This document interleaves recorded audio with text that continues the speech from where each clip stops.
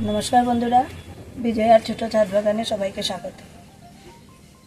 आज के बंधुरा आमी आमार एई बागानेर एकटा जबा गाछ रिपोर्टिंग करब और आमी किभाबे रिपोर्टिंग करब एटा आजके आपनादेर साथे आमी शेयार करब।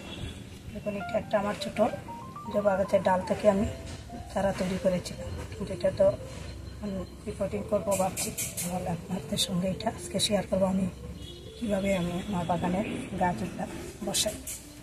এখন এখানে আমি গার্ডেন সয়েল নিয়েছি, একদম ঝুরঝুরে গার্ডেন সয়েল, আর একটু ফাঙ্গিসাইড দিয়েছি। আর এখানে পুরানো এক বছর পুরানো গোবর সার দিলাম, গোবর সারটা একটু বেশি দিলাম। এটা হাড় গুঁড়া 2 চামচ হাড় গুঁড়া দিলাম। এটা শিলকুচি 2 চামচ শিলকুচি দিয়ে ভালোভাবে মাটিটা আমি ভালোভাবে মিশিয়ে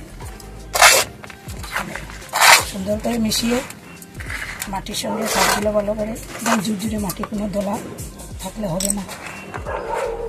কি সুন্দর ঝুরঝুরে গার্ডেন সয়েল।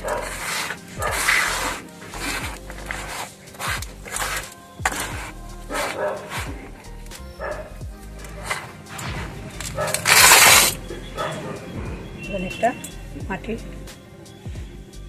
একটা টব নিয়েছি, এটাতে একটা কলম কচি দিয়ে এইটা বন্ধ করে দেব।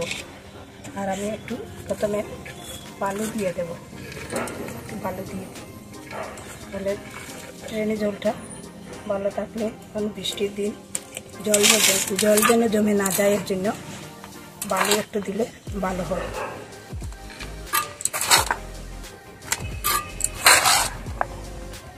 ঝুরঝুরে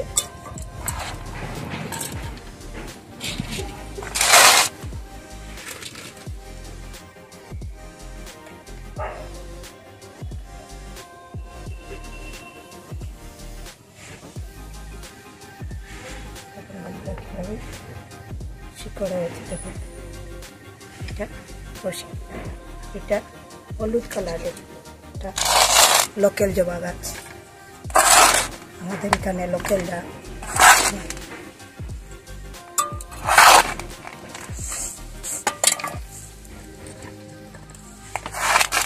আমি আমার বাগানের গাছগুলো এরকম সহজ সরলভাবে আমি বসাই, আর এমন কিছু সারও আমি দিই না। আমার ওই যে কলার খোসা, পেঁয়াজের খোসা, ডিমের খোসা, এগুলো আমি 20-25 দিন মাঝে মধ্যে চেঞ্জ করে দিই। আর খৈলের জল কচিয়ে পাতলা করে এইভাবে আমি আমার গাছে পরিচর্যা করি। বাজার থেকে কোনো সার আমি দিই না। আর জবা গাছে রৌদ্র ভালোবাসে আর প্রচুর খাবারও ভালোবাসে। কয়েকদিন পর যদি জবা গাছে ঠিক মতো খাবার না দেয়, জবা গাছে প্রচুর ফুল পাওয়ার জন্য জবা গাছে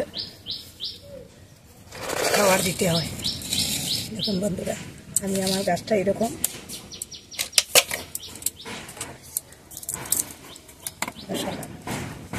জল দিয়েছিলাম।